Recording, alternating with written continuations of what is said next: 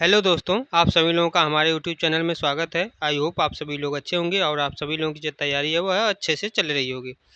जैसा कि आप लोगों को पता ही है कि इस समय ग्रुप डी का जो एग्ज़ाम रेलवे ग्रुप डी का एग्ज़ाम जल्दी होने वाला है, तो इसलिए रेलवे ग्रुप डी की जो है मॉक टेस्ट को हम करवा रहे हैं। इससे पहले जो है कई क्लासेस हो चुकी हैं, अगर आप लोगों ने नहीं देखा है तो जाकर देख लीजिए, उसका हमने प्लेलिस्ट बना दिया है।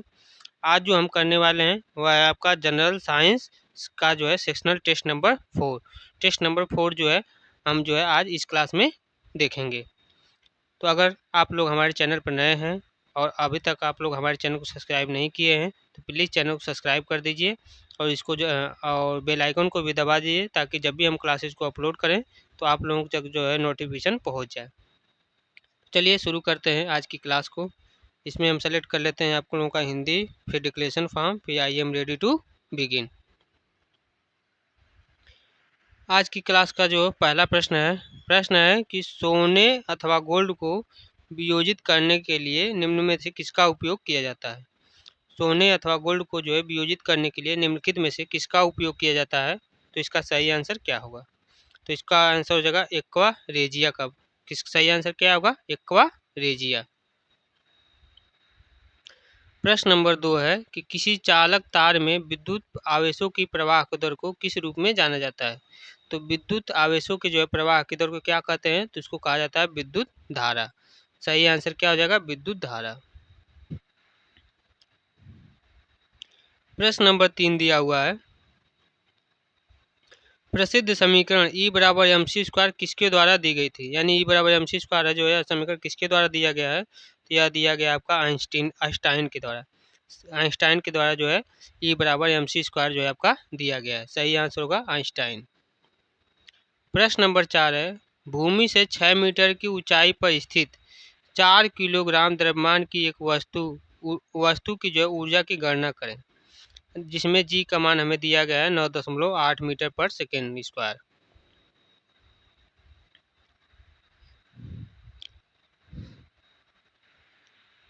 तो इसका फार्मूला हो जाता है आप लोगों का, हमें क्या ऊर्जा की गणना करना है, जिसमें आपका स्थिति ऊर्जा का फार्मूला हो जाता है एम जी एच। एम की वैल्यू हमारा दिया गया है 10 किलोग्राम, जी की वैल्यू दी गई है 9.8 और ऊंचाई दिया गया है 6 मीटर। तो यहाँ से आपका हो जाएगा 98, 98 में 6 का मल्टीप्लाई करेंगे तो 8 छक 48, 48 48 और 9 छक 54, 54 4 58, यानी कि 588 जूल। सही आंसर क्या आ जाएगा, 588 जूल। प्रश्न नंबर 5 दिया हुआ है, अंतः शोषण के दौरान वायु मार्ग का सही क्रम कौन सा है। वायु मार्ग का जो सही क्रम है वह कौन सा है अंतः शोषण के दौरान। तो इसका आंसर हो जाएगा आपका नसिका से ग्रसनी, फिर स्वर यंत्र, फिर उसके बाद श्वास नली, फिर उसके लास्ट में आपका कोपिका। इसका जो है सही क्रम दिया गया है। प्रश्न नंबर 6 है कि एक वस्तु 1000 हर्ट्ज पर जो है कंपन कर रही है, उत्पन्न ध्वनि का आवर्तकाल कितना होगा। तो इसका आवर्तकाल हमसे पूछा हुआ है कि आवर्तकाल कितना होगा। तो आवर्तकाल जो होता है टी बराबर होता है 1/f, यानी कि आवृत्ति के बराबर होता है। तो यानी कि 1/1000, 1/1000 से जब हम डिवाइड करेंगे तो हमारा आंसर आ जाएगा आपका 0.001 सेकेंड। तो सही आंसर क्या हो जाएगा, 0.001 सेकेंड।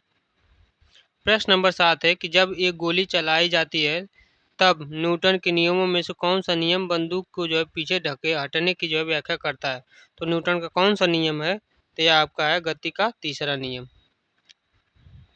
सही आंसर होगा गति का तीसरा नियम। प्रश्न नंबर 8 दिया हुआ है कि कार्बन के बारे में निम्नलिखित में से कौन सा कथन सही है। कार्बन के बारे में कौन सा कथन सही है, तो यह आपका है कि कार्बन जो है एक अधातु प्रकृति का है। कार्बन जो है कौन सा है, क्या है, तो आपका अधातु है। सही आंसर होगा कार्बन अधातु प्रकृति का है। प्रश्न नंबर 9 है कि पौधे से जल की हानि को क्या कहते हैं।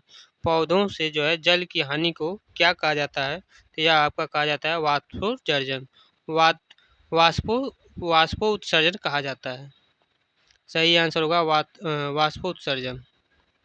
प्रश्न नंबर 10 दिया हुआ है, निम्न में से कौन सा कुपोषण का एक गंभीर रूप है जो कि आमतौर पर शिशुओं और बच्चों को प्रभावित करता है, जो कि अक्सर 5 वर्ष की आयु से दूध छुड़वाने की आयु के आसपास होता है। तो कौन सा है? तो इसका आंसर हो जाएगा आपका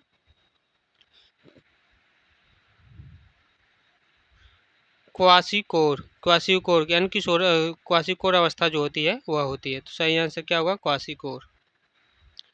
प्रश्न नंबर 11 दिया हुआ है कि निम्नलिखित में से कौन सी सबसे अधिक अभिक्रियाशील धातु है? कौन सी है जो कि आपकी सबसे अधिक अभिक्रियाशील धातु है? तो यह आपका हो जाएगा सोडियम। सोडियम सबसे अधिक अभिक्रियाशील धातु है। प्रश्न नंबर 12 दिया हुआ है, वृक्क की निस्पंदन इकाइयों को क्या कहा जाता है? वृक्क की निस्पंदन इकाइयों को क्या कहते हैं? तो यह कहते हैं आपका विक्राणु, यानी कि नेफ्रॉन। विक्राणु नेफ्रॉन कहा जाता है। प्रश्न नंबर 13 दिया हुआ है, परमाणु झिल्ली रहित परमाणु सामग्री वाली कोशिकाओं वाले जीवों को निम्नलिखित में से क्या कहा जाता है? क्या कहते हैं? तो यह आपका कहते हैं प्राक केंद्रक। क्या कहा जाता है? प्राक केंद्रक। प्रश्न नंबर 14 दिया हुआ है, डीएनए का एक खंड जो कि प्रोटीन की जानकारी प्रदान करता है उसको क्या कहा जाता है?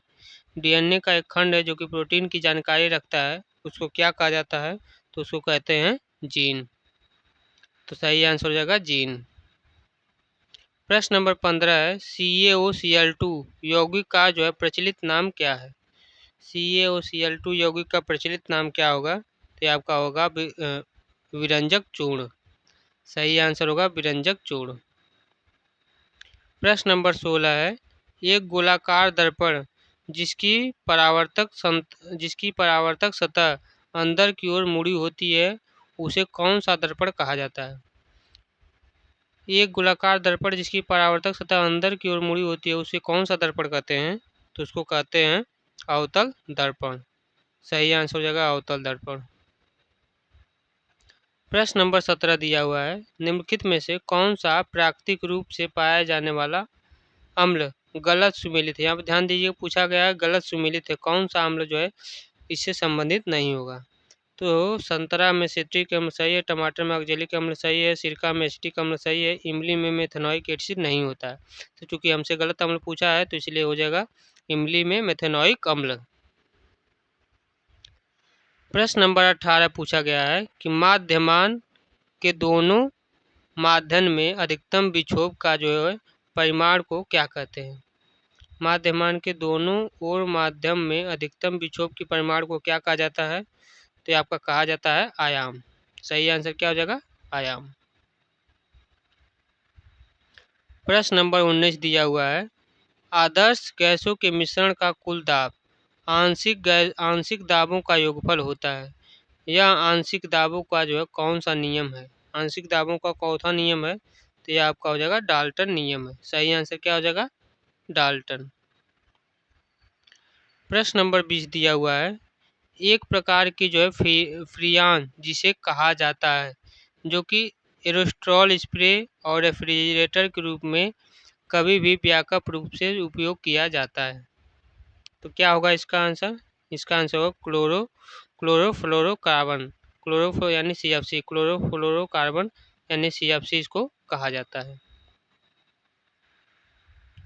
प्रश्न नंबर 21 दिया हुआ है, फैरड किसकी इकाई है? फैरड जो मात्रक होता है या किसका मात्रक होता है? तो यह आपका मात्रक होता है धारिता। धारिता का मात्रक क्या होता है? फैरड। सही आंसर होगा फैरड। प्रश्न नंबर 22 दिया हुआ है, गुरुत्वाकर्षण के प्रभाव में स्वतंत्र रूप से गिरने वाली वस्तु के लिए निम्नलिखित में से कौन सा कथन सही है? गुरुत्वाकर्षण के प्रभाव में स्वतंत्र रूप से गिरने वाली वस्तु के लिए निम्नलिखित में से कौन सा कथन सही है? तो इसका सही आंसर आपका हो जाएगा कौन सा हो जाएगा? तो इसका आंसर होगा पूर्ण स्वतंत्र रूप से गिरने के दौरान त्वरण आपका स्थिर रहता है। यह आपका आंसर सही होगा। प्रश्न नंबर 23 दिया हुआ है, पुष्प के मध्य में स्थित मादा प्रजनन जो है भाग होता है, पुष्प के मध्य में जो स्थित होता है मादा प्रजनन का भाग होता है। तो इसका सही आंसर क्या हो जाएगा?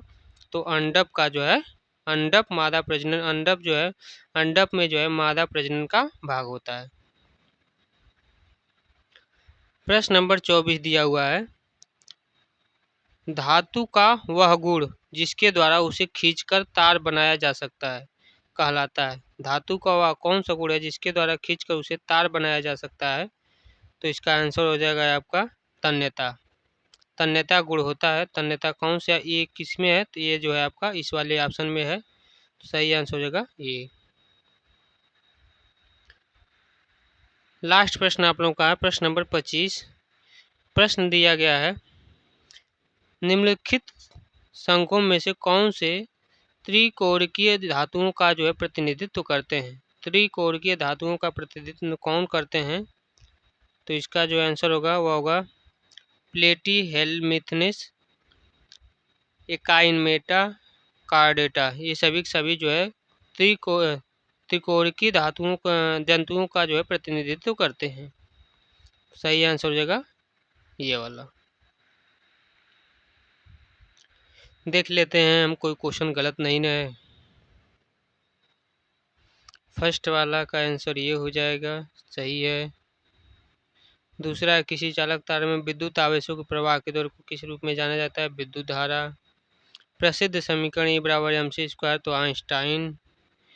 भूमि से 6 मीटर की ऊंचाई पर स्थित 10 किलोग्राम द्रव्यमान की एक वस्तु को, तो इसका आंसर सॉल्व किए ही है। अंतः श्वसन के दौरान वायु मार्ग का सही क्रम जो होता है वो होता है नसिका, ग्रसनी, स्वरयंत्र, श्वास नली, कूपिका। तो ये भी आपका सही है। प्रश्न नंबर 6 जो दिया हुआ है, एक वस्तु 1000 हर्ट्ज पर जो है कंपन कर रही है, उत्पन्न ध्वनि का जो आवर्तकाल है वह कितना होगा? तो 1000, अच्छा 1/f, अच्छा सही है भी। प्रश्न नंबर 7 है, जब एक गोली चलाई जाती है तब न्यूटन के नियमों में से कौन सा नियम एक बंदूक को जो है पीछे हटने की व्याख्या करता है? तो गति का तीसरा नियम। सही है। प्रश्न नंबर 8 दिया हुआ है, कार्बन के बारे में कौन सा कथन सही है? तो कार्बन जो है आपका अधातु प्रकृति का, ये भी सही है। पौधों से जल की हानि को क्या कहते हैं? तो उसको वाष्पोत्सर्जन कहा जाता है, ये भी सही है। प्रश्न नंबर 10 दिया हुआ है कि निम्न कौन सा कुपोषण का एक गंभीर रूप है जो कि आमतौर पर शिशुओं और बच्चों को प्रभावित करता है, जो कि अक्सर 5 वर्ष की आयु से दूध छुड़वाने की आयु के जो है आसपास होता है, उसको क्वाशियोर कहा जाता है, ये भी सही है। निम्नलिखित में से कौन सी सबसे अधिक अभिक्रियाशील धातु है? तो आपका सोडियम। सही है। वृक्क की निस्पंदन इकाइयों को क्या कहा जाता है? तो इसकी निस्पंदन इकाइयों को वृक्काणु यानी कि नेफ्रॉन कहा जाता है, तो ये भी सही है। प्रश्न नंबर 13 दिया हुआ है कि परमाणु झिल्ली रहित परमाणु सामग्री वाली कोशिकाओं वाले जीवों को निम्नलिखित में से क्या कहा जाता है? कहते हैं इसको पराग केंद्रक, तो ये भी आपका सही है। प्रश्न नंबर 14 दिया हुआ है कि डीएनए का एक खंड जो कि एक प्रोटीन की जानकारी प्रदान करता है, उसको क्या कहा जाता है? तो उसको कहा जाता है जीन, तो ये भी आपका सही है। 15 जो है कि CaOCl2 यौगिक का प्रचलित नाम क्या है? तो विरंजक चूर्ण। सही है। एक गोलाकार दर्पण जिसकी परावर्तक सतह अंदर की ओर मुड़ी होती है उसे कौन सा दर्पण कहा जाता है? तो उसको अवतल दर्पण कहा जाता है। प्रश्न नंबर 17 दिया हुआ है कि निम्नलिखित में से कौन सा प्राकृतिक रूप से पाया जाने वाला अम्ल गलत सुमेलित है? गलत पूछा था। संतरा का सिट्रिक सही है, टमाटर का ऑक्जेलिक सही है, सिरका का एसिडिक सही है, इमली का मेथोनिक नहीं होगा।